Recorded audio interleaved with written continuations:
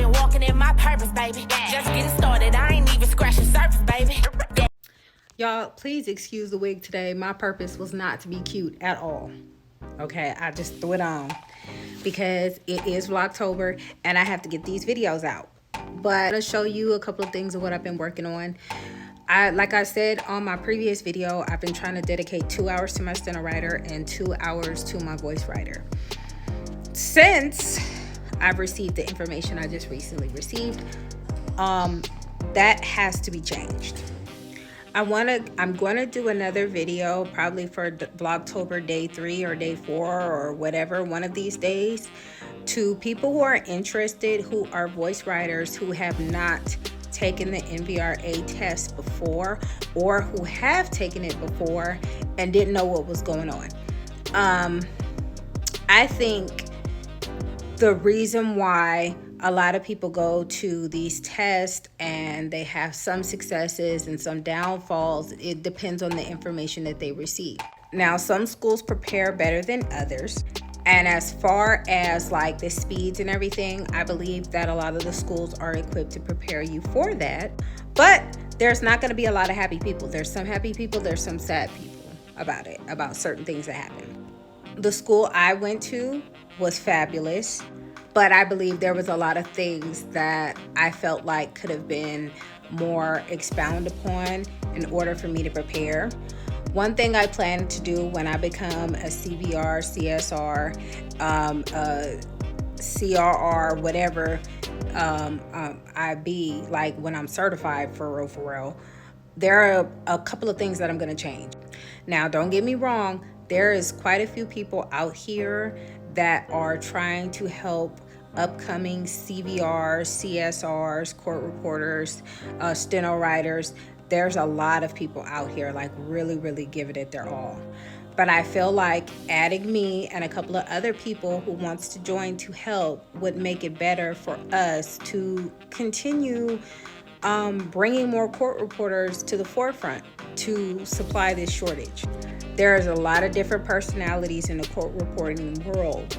And since I don't like some of the things that's going on that I have witnessed so far, being a student and a graduate, I am going to take the opportunity to help make change. One thing I plan on doing is becoming a mentor to somebody, because mentorship is important. And there's already not enough court reporters, so there's really not going to be too many mentors out there. So I think me adding myself to the pot to help somebody that is upcoming is going to help. I'm going to put more of these videos out giving you tips and information that I didn't receive, just because I'm going to be honest, I'm going to take accountability for this. I didn't pay attention. And I believe a lot of us didn't pay attention.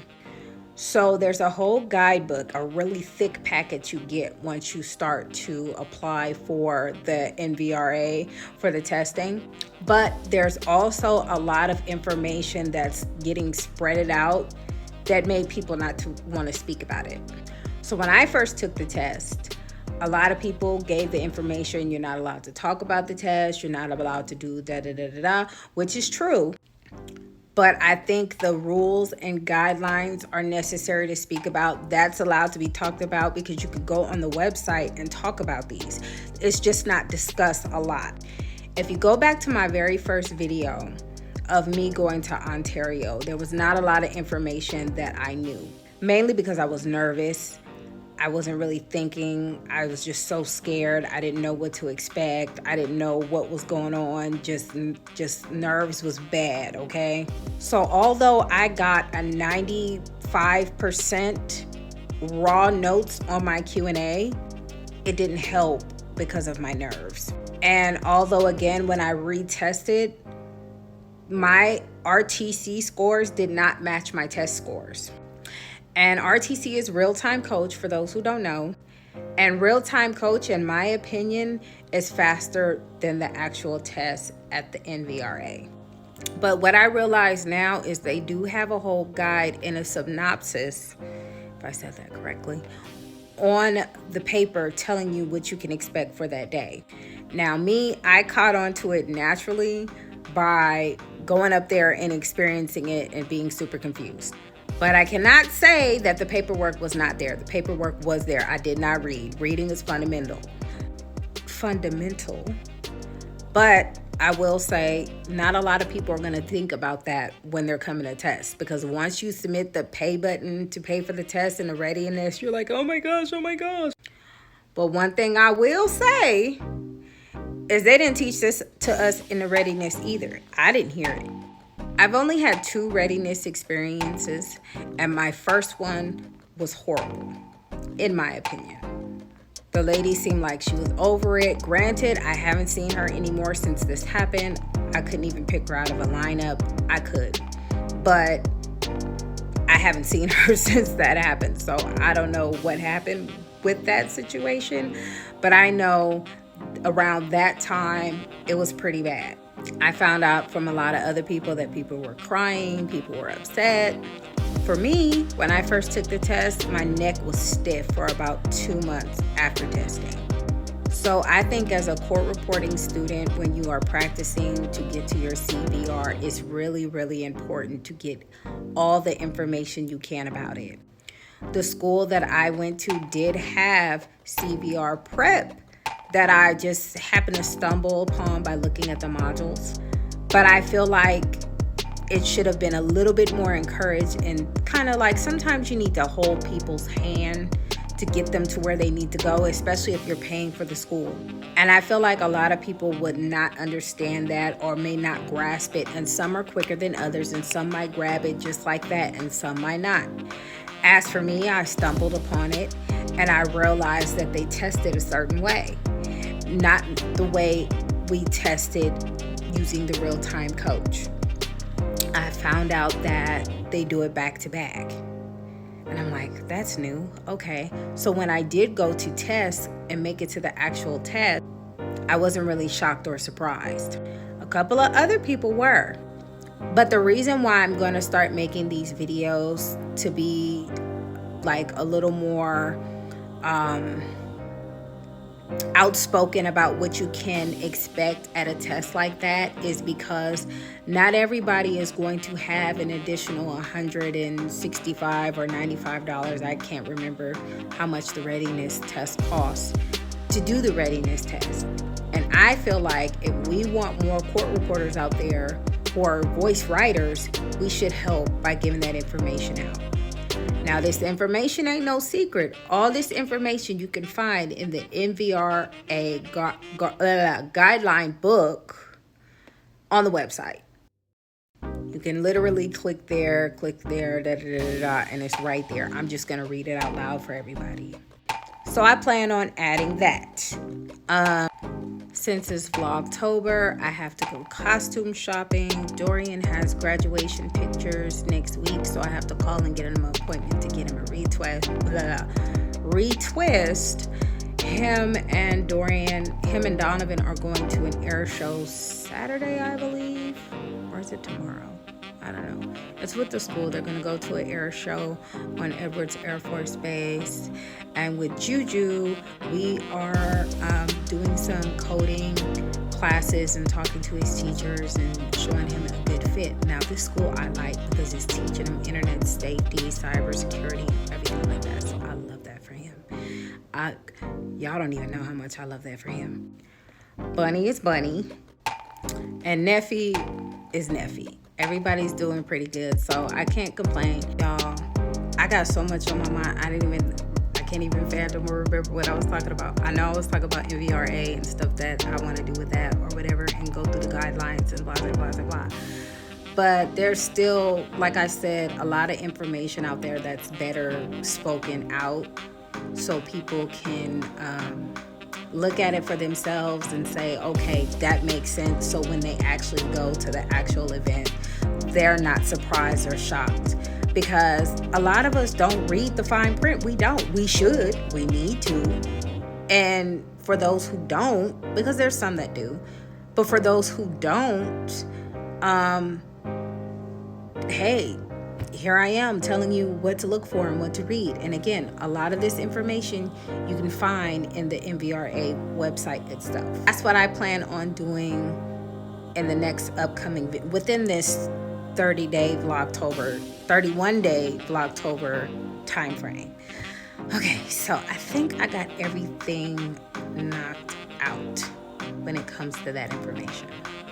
Today was basically what I do every Monday, Wednesday, and Thursday, which is I have Steno writing theory 3 in the mornings.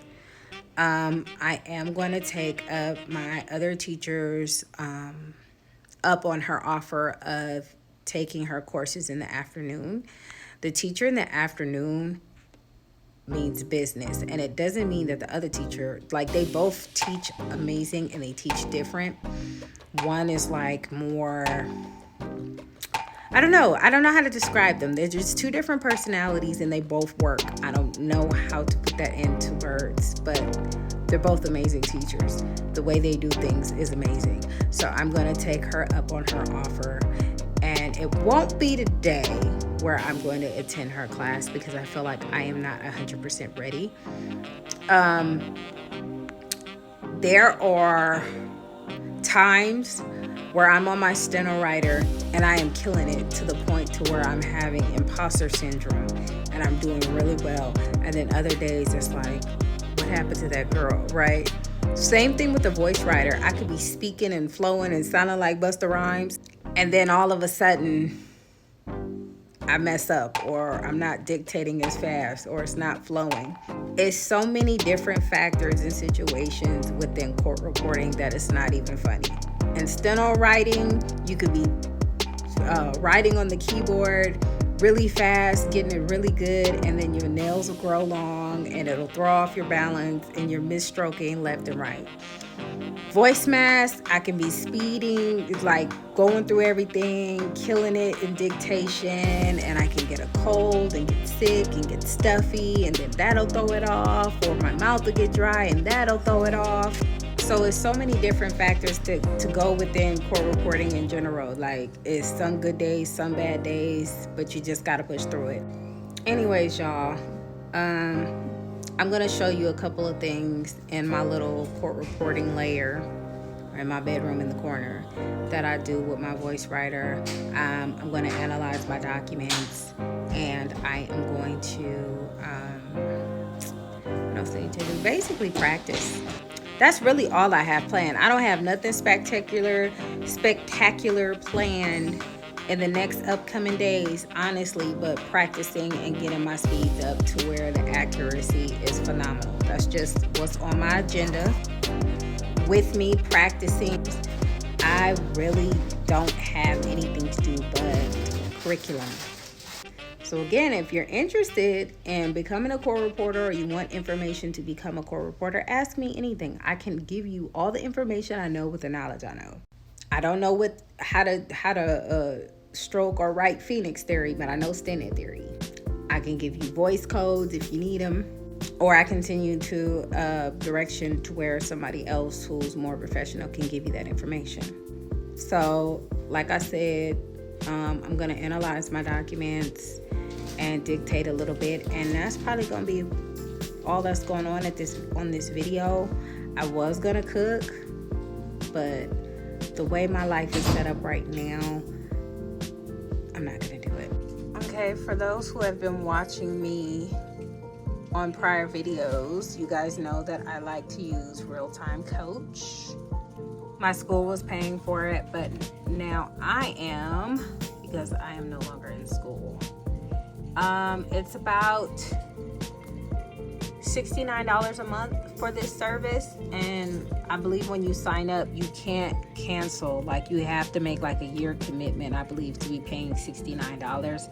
But I like it because it has a lot of things that you could prepare. You can create your own, so there's like plenty of benefits to do this. And what I like to dictate to, as far as like literary, is inspiring stuff off YouTube. And shout out to whoever's uploading the videos in here. I have not been practicing that much, as you can see. This week I only got an hour and 24 minutes because I have been addicted to practicing on the Steno writer. So forgive me. I'm listening to getting almost to 80 words per minute in the Steno writer, but I still have to perfect, like as far as literary and jury charge, I can do that, but Q&A is a whole different beast that I got to go back with the Steno writer too. So I'm trying not to keep going back and forth, but I'm telling y'all, it's just so much. I love it all though. And I go to Judicial to do all my regular practicing. So let me scroll down here. So I have been practicing between here, right here. So as you can see here, this is 83%, 69%. I haven't redone that yet. 46%, 82%, 64%. I haven't redone that one. The ones at 80 are the ones that I do the most because they're like free flowing. But the ones that are at 80, all of these tests are just raw. I don't edit any of these. I just say it for what it is, copy and paste it. I don't edit anything. So with it being where it's at, either I go to the next one or keep playing with the other one. But for the most part, I just practice it and then paste Eclipse software, get Realtime. And so since I'm using both softwares for school, I only can use my Eclipse software one at a time. So when I am on my voice writer, my computer, I have two laptops. I have one for the Steno writer, and then I have one for my voice writer. And when I am practicing on my Steno writer, my Eclipse for my Steno writer is closed. And it picked up my voice.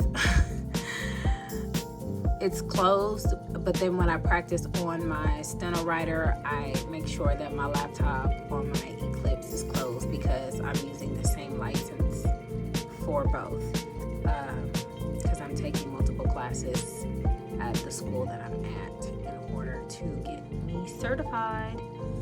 So I said I was going to analyze my docs, so I'm going to do that real quick with you guys.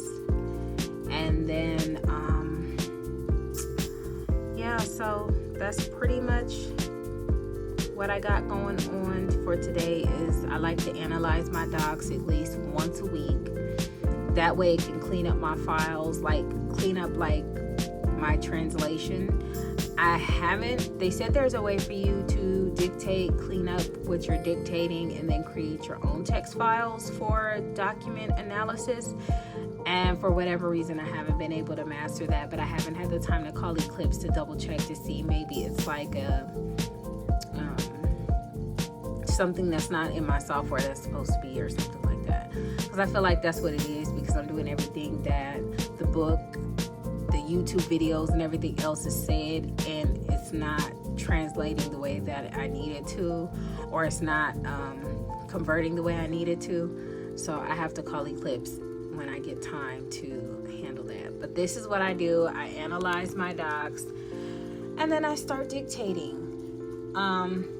It makes it cleaner.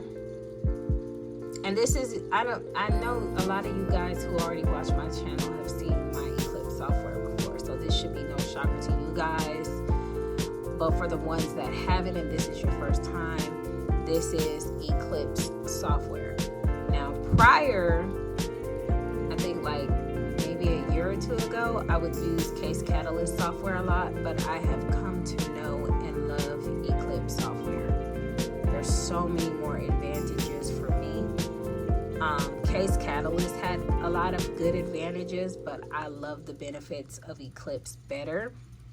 And they seem like they're improving and evolving every single day. So, and the funny thing about this, and I don't know if I mentioned it before or if I said it before, I hated Eclipse when I first used it.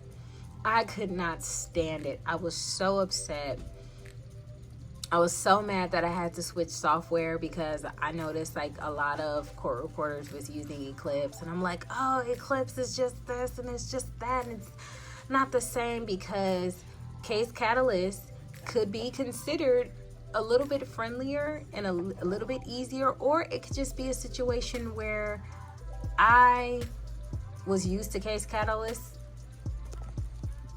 All right, so I didn't analyze my docs, and I feel like I didn't already took up enough time on this video talking about pretty much the same thing. So I'm gonna dictate real quick, and then I am gonna get up off of here. Ladies and gentlemen, let me tell you that as the president of this wonderful organization, I am honored to speak to you today. I want to thank you for your kind introduction and express to you how privileged I am to be in this most historic city of Washington, D.C. However, it is my duty to tell you that this is a member-driven organization, and you are the one in complete control of this worthy profession. Those of us on the board of directors serve at your pleasure, and we lead this association at your direction. Each of you sitting in this room today is helping to mold the future of this association. As I look around the room, I am in awe of the brain power, the energy, and the passion that each of you bring to the table. You are all individuals, yet you are all united.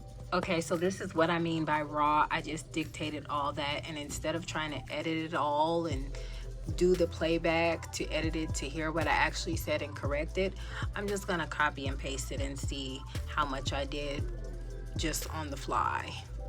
All right, so I'm going over here and hitting Control V, and then check.